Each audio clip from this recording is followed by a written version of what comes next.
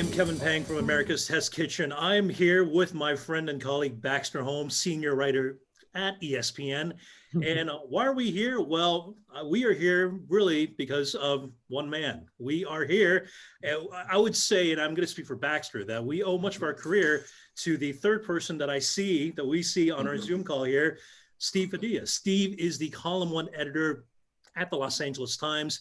Baxter and I were both worked at the LA Times when we were young Cub reporters. And Steve was there to help us as a writing coach, as a confidant, as an editor, as a colleague, and everything I think I've learned about writing, I would say I learned from Steve. Wouldn't you say that's a pretty good assessment, Baxter, for you? Yeah, absolutely. I feel like I discovered a little bit of your work because I feel like I from afar recognize some of the lessons in your stories. I'm like, I feel like this from reading his work. I feel like this person was trained by Steve Padilla. Lo and behold, that was true. And by the way, I think that's true. I found that to be true of other writers too. I'm like, I feel like those are like Steve Padilla type stories. The way they're okay. I gotta ask. What's a giveaway? What's a giveaway? I would say, yeah, I would say it's like something that's right in front of someone that people might miss on a frequent basis. Mm-hmm. The verbs can be great, which I know we'll get into all kinds of stuff, but yeah, there are certain tells. And look, the stories are great. I mean, that's a tell, I think, for me. But anyways, yes, Steve, just as Kevin said, I owe a lot of my career to Steve, if not all of it. And so, yes, honored to be with you guys. And Steve, it's great to see you. Well, it's thanks for having me, guys. So Kevin, explain the gimmick here. We're gonna because we're gonna do kind of what we've done just among ourselves many a time.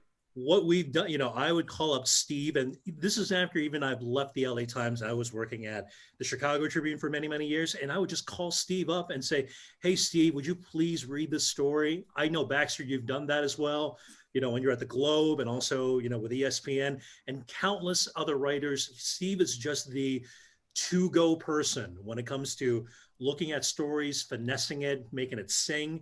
And those conversations will just be centered on writing and storytelling and, all that fun stuff that we love to talk about. And it's such a joy to talk to Steve about writing that I figured let's just record this. And since we are... Why not, because we don't do this enough. And by we, I mean, not just, us guys here, but I think writers in general, just to kick it around. Baxter and I used to have this thing, Bax, where once a month we went to lunch, right? To go just, we made it was a thing.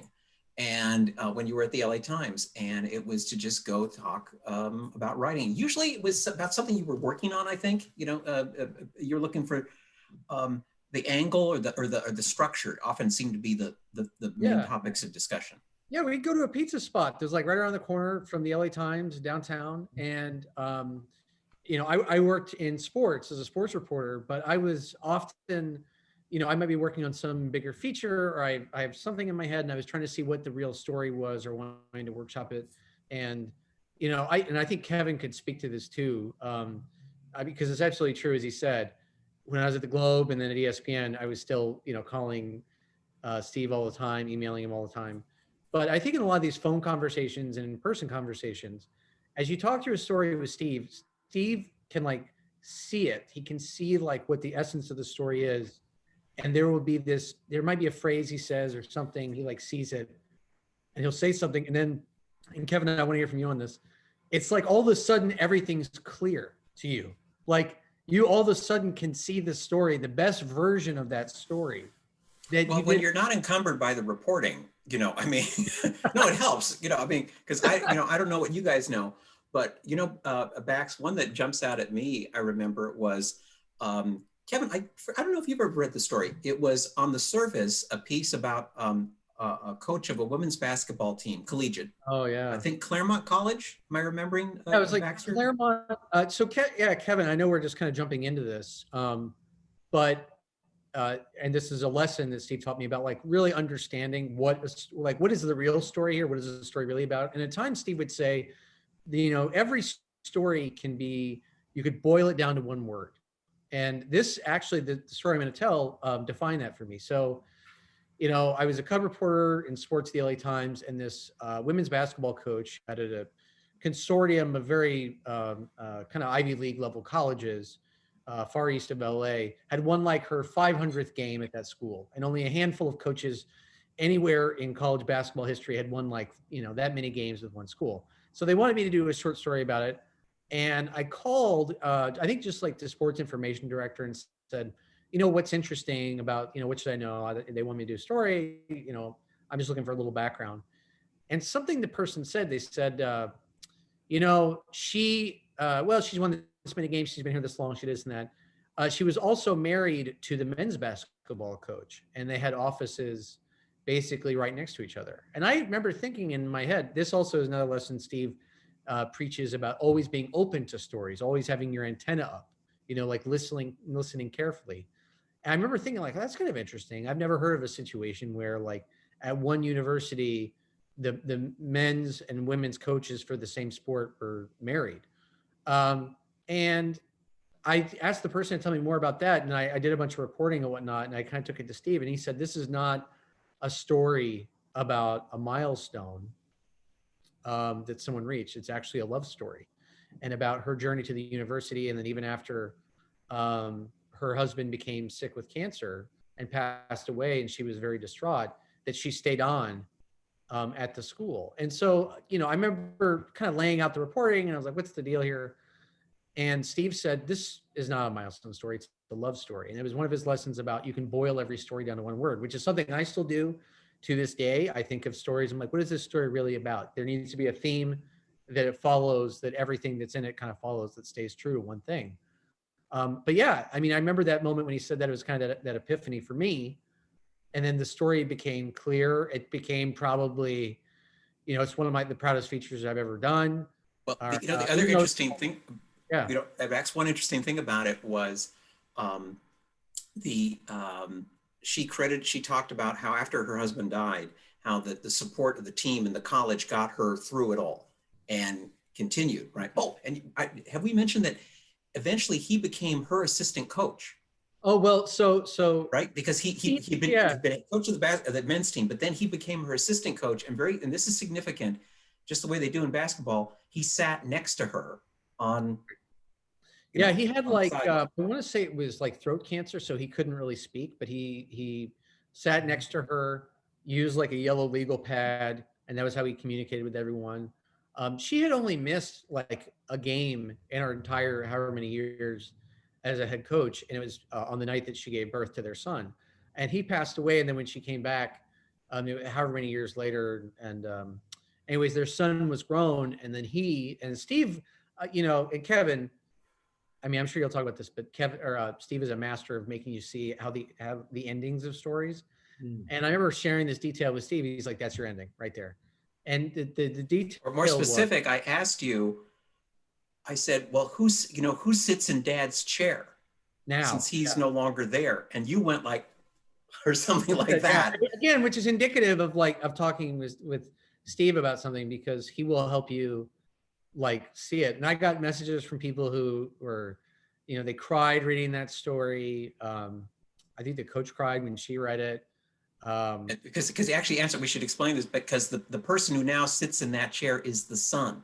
Right. Yeah. Exactly. So the one that she, gave birth to, the one she missed a game for, when she gave birth.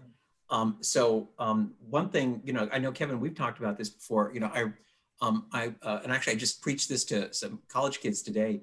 I think it's really valuable to think about the ending.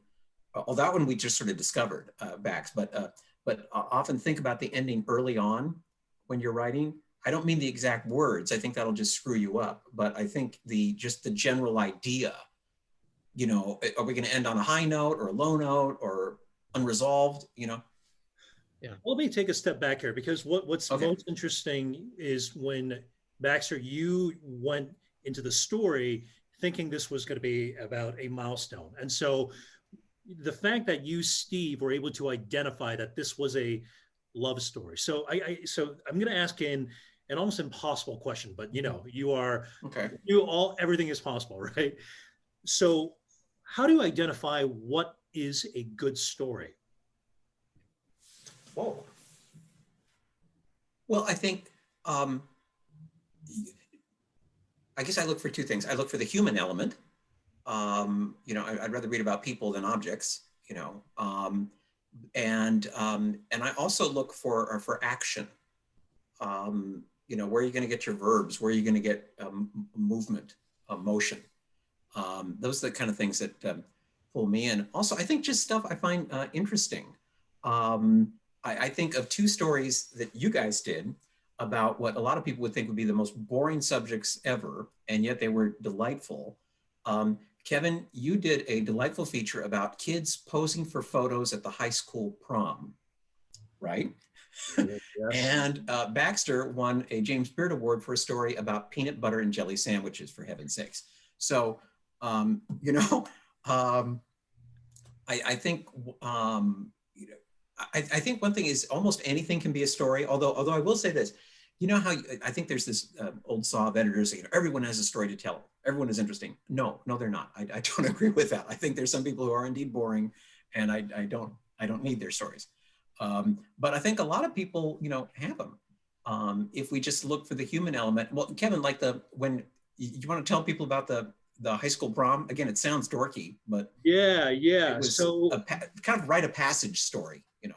you know, I think I'm trying to remember if the timeline's correct, but I think Freaks and Geeks was you know that show that that was really popular. I was at the LA Times in 2003, so I think it was around the time that came out. So I really loved the idea of the story of high school and the rite of passage story. So I pitched this idea, and I think I'm trying to remember the specific details, but I told Steve I wanted to go to prom. Not, you know, that sounds totally creepy, but I said I wanted to go specifically not to the dancing part. You know, I didn't want, you know, the girls on one side and the guys on the other side, and you know, it's like are they going to be in the middle? That's not what I was interested in. What I was interested in was the place where they took the photos. You know, and I love the idea that there's like a procession and there's a protocol. You know, you have to hold the person kind of like that. It's always awkward. And then, you know, what if it's a date that you really don't want to be with, or if it's, you know, like. And there were two people. There was the guy who took the photos, and then the person who posed. And a key thing here was you interviewed those two people before that night. Okay, that was a key thing. You know, so that night you didn't have to ask, you know, how many photos do you take an evening? No, you just watched the narrative. So beforehand, you did the interviews, and among the things they told you, I remember, is the person who did the posing would have to instantly assess how close this couple was. You know, do you have the guy around her with his arms, you know, really hugging her tight, or do they stand side by side holding hands? You know, she'd try to assess just how close they were. So there was kind of like a human psychology element to the story, and then the guy clicking the shots. But then there were all these little scenes, and that I loved, particularly as a short person relating to this. There was a box that they had there so that, you know, someone could stand on it to even out in the frame. And there was a like a bit of a fight, wasn't there, Kevin? Yeah. A short boy. Short guy, and then a taller female dates, and there's a little bit of you know, there's a lot of sort of, I'm not sure if snack talking was the word, but there was definitely some acrimony going on. And I think this was one of the lessons from you, was to think of these, was to look specifically for vignettes, look for stories within a story, look for little scenes that have a cause and effect, a before and after. This happened, and as a result of that thing happening, things took a left turn or took a right turn. You know, like, it was thinking about these scenes and constructing these as a series of vignettes, you know, whether they. There was also dialogue, which is another thing we've talked about. I don't know if you guys want to mention that as a technique that I think people don't use enough. You guys keep going on this, but yeah, I want to chime in on that. I mean, it's a huge thing I've learned from you, Steve. Yeah, it was just it was really being observant and noticing when something struck me as funny. You know, just the, you know, like the fighting between the shorter guy and then the taller female, and just writing that down. And I just came home that night with maybe, you know, 15, 20 vignettes out of like, hundreds that I saw hundreds of dates go through. And so it was just a matter of putting those down, assembling it in a cohesive narrative, and then pulling the camera back. And just, I think one of the lines in there was that how in like 1/100th of a second, you're capturing this like moment in time. Yeah. So yeah, you did do that. Yeah. So good. One thing also I remember about that story is it kind of demonstrates a phrase I'm sure you guys have heard me use: finish the scene. Because often I think we start anecdotes and then don't show how things resolved.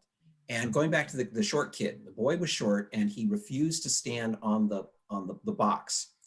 And I think he said something like, "I'm a junior, you're a sophomore, so you should take off your shoes." Yeah, that was the thing. She had to take off her, and she didn't want to do it. She eventually took off her shoes, and they took the picture, but they were getting real snippy with each other and everything. So there was an ending to the piece. I don't remember what the original ending was, Kevin, but it was okay. But then it hit me, what about that couple? And I said, so when they went off into the prom, how did their photo turn out? And you said they looked fantastic. They looked absolutely great. Exactly. It was like, there was a lot of, fighting and sniping at each other. And then when the camera person hit click, it was smiles on both of them. And it was just, and I forget how you worded it, but that's how you ended the piece. So it was this nice arc to it, and it ended on an upbeat thing. And that was going to be the memory that they were going to, have. And it was just really charming. But it's a thing I think we often forget to do. Like we see something, and then don't ask how did it turn out. Whether that's in a feature story, a ball game story, a city council story. If a journalist is covering a meeting, as we all have had to do, in our lives. I think finish the scene is a good thing, and you either do it immediately when you've introduced the scene, or maybe like with yours, Kevin, the kids were somewhere like hearing the story, and then other stuff happened, and then I think it was the tail end. You did a little echo effect, brought them back in, and described how they look like $1 million. Picture of youth, as they went off into the dance. That is another Steve Padilla, I think, trademark that a move that I learned from him is this idea of bookending, something at the top, and bookending whether it's a scene or it's a theme or it's a turn of phrase at the end of it. Because callbacks, I think if you watch like a Chris Rock special, he'll do a lot of, he'll like insert a theme or some turn of phrase, and then 15 minutes later, he'll bring it back as a punchline. And I remember taking that concept, and I think, and Steve was one who told me about this and really sort of instilled that idea of callbacks and like bringing back a scene later on and bookending something. So that's another thing that I learned from you. I want to say something about what Steve, just what you said, Kevin, but this was one of the lessons I remember, I think, from a lunch with Steve, and you talked about, I want to say it was like Law and Order, or like certain TV shows would begin with a certain moment of like, they wouldn't kind of, back into a scene. It would be like a moment of extreme tension, just like high drama right there at the beginning. And as the viewer, you're immediately pulled in.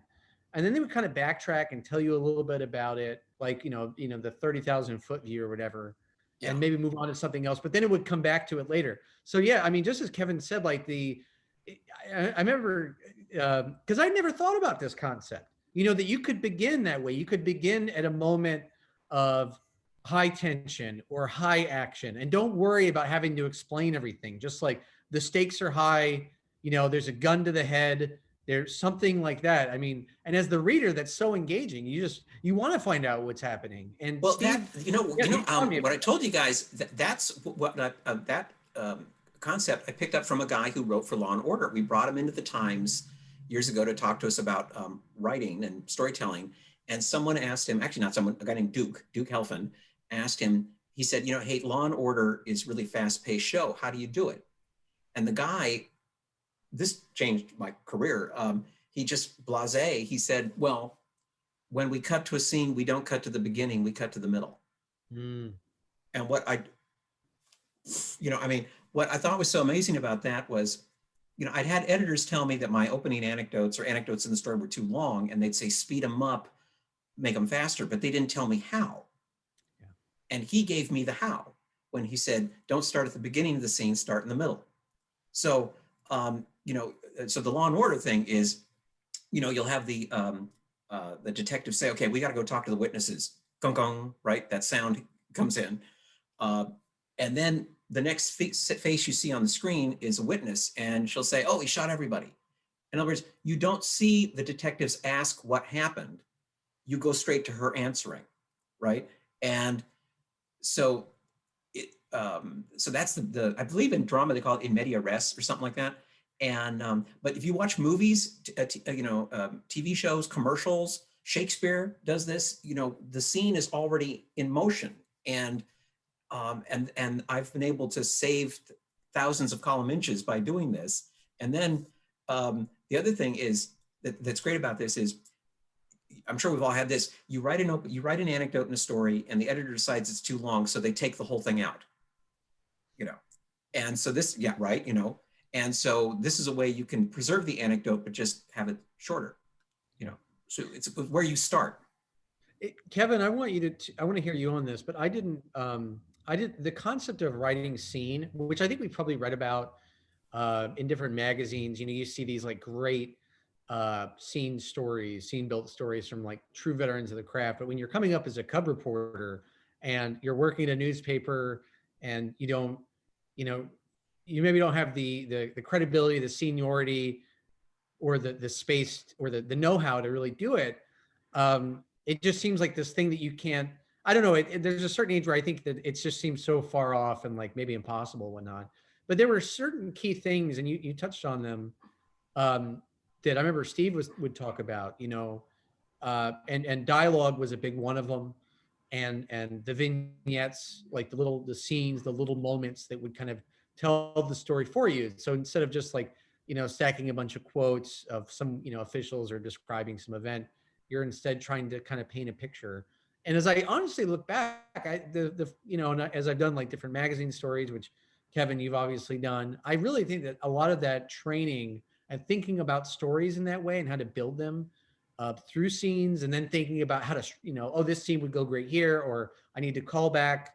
I can call back to this at this point. It really started with Steve, just kind of unlocking what I think were tools that I don't know that many cub reporters are thinking about. I mean, at that point, you're just like trying to figure out like, how do I write a lead and how do I, whatever. You're just thinking of so many fundamental basic things. You just don't want to libel someone at that point, Yeah, you're not thinking about like that. That's just like high, way up there. You're thinking about like very fundamental things so you don't, piss off your editor and lose your job. But yeah, anyways, but yeah, Steve was the first one to make me think about scenes, vignettes, and the power of dialogue, especially. And that really puts the reader there. And I read a lot of stories now, and like those moments of dialogue are. Should we explain what we mean by that? I don't know if when we're saying dialogue, will people get this, Kevin? Should we explain? Let's talk about. You want to explain? I think what we're saying is, rather than, now we're talking in the context of daily journalism, and and so there's a lot of we talk to someone and we say, well, I saw that person walk over there, John said, and there's a lot of attribution that way, right? And so I think it was the first time that I actually had dialogue in my story, which is, one person says one thing, and then you have the second person in quotation say the next line. They go back to the first person, right? Without saying he said. Basically, having two people talking back and forth. Yes, it's a conversation. Yeah, a conversation. Yeah. Exactly. Thank you. And integrating that into the story. The first time that I was given permission to do that was when I think it was a story that Steve edited, and I think having that dialogue, I think the benefits of that is first letting the person, letting the characters in the story tell the story themselves. That's a big advantage. But also just hearing them talk back and forth, it immediately places the reader inside the story rather than we as the narrator of the story, right? it just feels more immersive when I hear two people talking back and forth, right? Would you say, Steve? The other thing, and guys, correct me if you disagree with this. I think when you see dialogue in a story, not only does it put you in there, I get a mental image of the speakers, even if you haven't described them. Somehow I get these mental images of them, whether it's like the mayor responding to the councilman who then responds back, or the conductor with the violinist, or the coach with the right guard talking back and forth. I get these mental images even when there isn't description. But maybe that's just me. I don't know. No, I agree with that 100%. I think immersive, Kevin, as you said, and I was actually thinking about, I think he's as good of a feature writer at a newspaper anywhere, but Eli Saslow of the Washington Post. And a lot of his work is just very observant, and there's a lot of great dialogue in there. There's a famous story he did about like Into the Lonely Quiet, about two parents who lost their child in the tragic Newtown shooting at Sandy Hook. And there's just these scenes and these moments in the story where the husband and the wife are talking to each other, and there's even gaps of silence where you can tell that they're still trying to cope with the loss of their child. Obviously that's a very traumatic story, but there's these long sections of dialogue between them, and these and I found that I end up looking for stories like that. I was just reading one before we came on, and there was a city council meeting it was a very, very tense moment, and the person just recorded dialogue of people arguing in the room. People arguing with the city council members, what the city council members were then saying in response, and then what the various actions were. And it made me feel like I was in the room. And I before Steve kind of introduced that technique to me, because I think that, again, early on, you think that there's like a ceiling as to what you can do, maybe. If you just, I got to tell you, I learned dialogue from a guy, a classic guy named Arnold Haino, who was a magazine writer who wrote a book. Maybe you're familiar with Baxter, Day in the Bleachers. It's a very famous sports book about one game in the World Series from 1950 something or other. And Arnold was quite the very renowned magazine writer. And so he's the one who introduced the concept of dialogue to me. And I realized, oh my God, I can do this. This is not that hard, to do. And even if you don't have a tape recorder, I mean, someone says, how are you doing? Fine, thanks. I can write that down, so it's amazing how dialogue just can spice up a scene. And I think it's an easy technique that even people early in their careers can use, but don't. You know what dialogues are perfectly illustrative of? It's of the concept of show, don't tell. Right? Rather than telling people, I'm showing them, and you're just letting the scene play out. So yeah, show, don't tell. That's another thing that I learned from you, Steve. Yeah. Well, that's a classic comment, but it's it's hard to. I don't think people understand what that means. I think when they hear show, don't tell, they need to say the man wore a blue sweater or he had thin lips. Can I give you the perfect show, don't tell? And this is actually a line that came from a podcast that we did years and years ago, Steve. It's rather saying, telling is saying Shaq is tall. Showing is saying Shaq ducked under as he walked under the door. Right. Show. That's the difference. Right. Yeah.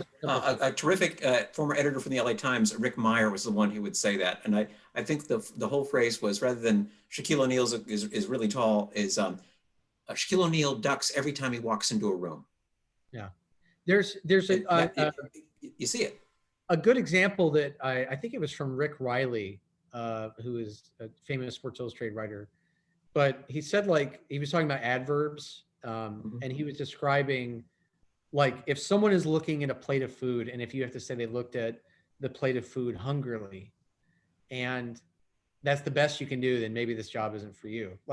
If you're describing them like there is drool coming out of their mouth, or there is this, you can see a laser focus, or if they are gripping their utensils as if they are weapons about to go into battle, and they're just whatever. I mean, so I think about that too. Just you can't. You can get really lazy with the writing, but you have to look for that little extra detail, and it can be so telling. I mean, Steve, Well, how do you feel, by the way, as long as you mention adverbs, how do you feel about them in general? Some people feel they just should be banned completely, which I don't agree with, but what do you think? And Kevin, I want to hear what you have to say about this. I'm a little mixed because I've read certain brilliant writing that uses adverbs wonderfully. But I also know guys like Stephen King who say the road to hell is paved with adverbs. There is a there is a very hot and cold thing. Look, I think that they are a tool that can be used. I'm not an advocate of using them all that often. I think and this lesson comes from you. I think that if you use a great verb, you don't need it. You don't need an adverb to kind of spice it up. But again, I've read, and it's funny because I'm trying to think of. There's a couple of writers in particular who their work is in my mind, but even people who hate adverbs admit that, like, damn, that's really good writing, and they are the exception, right? Everyone else shouldn't. Yeah. What's the one of the greatest uses? And so we beat on boats against the current, borne back ceaselessly into the past. Did I get it right? Something like that. Yeah, and like without ceaselessly, it's just not as good. And so yes, it is. There's a time and a place, and it can be incredibly well executed. I think it depends what the meaning is. I think you generally have a verb that can do the work for you, but I do think there are specific adverbs that have such a distinct meaning. You may want to use one, like one, which I remember using once in a story myself, apologetically. And you often see it used in stories, something like, I only went to school through 3rd grade, he said apologetically. Now, he wasn't literally apologizing in the way you say, I'm sorry, but there's a nuanced meaning to that, right? Yeah. And so I think it always comes back to the meaning. But so I'm generally cool on them, but I know I have surprised writers. I don't know if I ever did this with you guys, where I actually said, why don't you throw in an adjective or throw in an adverb? And usually that shocks the heck out of people when I actually say, how about a modifier here? Trying to cut down on column inches because the paper can, whatever. Kevin, what are your thoughts on adverbs? Well, it all goes back to another one of these axioms that I learned from Stephen. I feel like I'm going to butcher this, so please jump in here, Stephen, correct me. Let the words dictate the meaning, not the meanings dictate the words.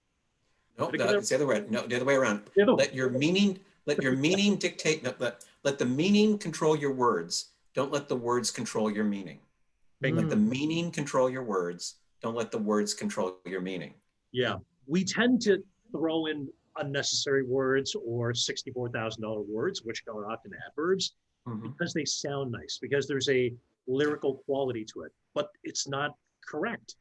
It's not the correct meaning. So I have a buddy who loves the word countless, one of my writing buddies, and he puts it in almost every story he's ever written. And I think because he just, and the thing is, he just loves the sound of it, countless. And, and you see this like sometimes in municipal reporting, after countless school board meetings. Well, I think we probably could count them, or count, what I mean? Countless phone calls. And so it's just not used accurately. I mean, countless to me is stars in the heaven, grains of sand on the beach, that kind of thing, right? But you see these words that are used, and I think what's an issue here is, a reporter, a writer uses a certain kind of word, an editor takes it out, and I think the reaction is, oh, he's not letting me be creative. He doesn't appreciate good writing. He wants to stifle my voice, and that might be true. But I think the real issue is what works, and is it accurate? Because I think if it's, and this is not just in the journalistic sense, but I think if it is true, it works. Isn't that what was the great line Hemingway said about a true sentence? Something like that. There's something he said about when he was blocked, he would like tell himself, you just need to write one true sentence, write the truest sentence that you know, or something to that effect. Yeah. And like, you'll be sure that you can write again. So, yeah. And I mean, obviously his stuff, I don't know if there's a lot of adverbs in his writing. No. Yeah. But, Townsend Fitzgerald's, if you go back to The Great Gatsby, that's the guy. there are like 6, 7 adverbs on every page. Right, but he is such a lyrical, and it's his prose is beautiful. And so, someone can raise you and say, to hell with adverbs, you're a lazy, awful writer if you use adverbs. Then you go read, F. Scott Fitzgerald, and you're like, but this is beautiful. How, and so it really upends your world. And to that point, I think that, one of the things that makes you great, Steve, is you are very understanding that there's like more than one way to skin a cat. And there's certainly a lot of writers who are who have, they're stylists, I guess is what you call them. Like you can read guys like Thomas Wolfe, or Hemingway, and they're very different. There's various magazine writers that are kind of all over the map, but you would recognize their writing even if their byline wasn't on the story. And they're very good stories in their own way. And it's like writing doesn't have to be kind of one way. There are tips and techniques to make it better. But your flexibility in terms of just trying to see it, it's like there may be a different route or map into making this story the best way or the best version of itself, and we'll find it together. We may not know what it's like. Whereas, and I'm sure Kevin, you've had editors like this. I've had editors like this, where they just think that every story kind of has to be like the last version of the previous story or the previous story. Like there's a cookie cutter mold for all of them. The key words you said there with the finding it together. I don't know if I ever shared this with you guys. There was an editor at the Times, a guy named Terry McGarry, who'd been around forever, and really a hell of a wordsmith, could make you laugh, make you cry. And when he became an editor, he would often get into arguments with reporters because his writing voice would overtake their writing voice.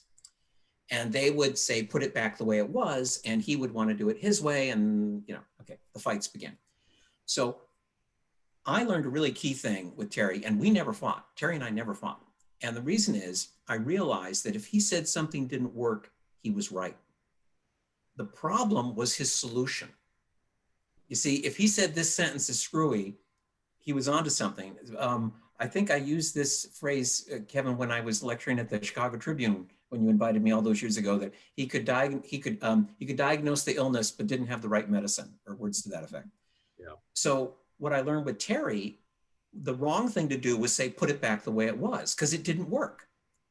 So, but if his fix just bothered me, what I would do is I'd always say, you're right, that doesn't work. Notice I'm giving ground, I'm bowing to his authority. I'd say, you're right, that doesn't work. And then I'd say, but I'm not sure about your fix.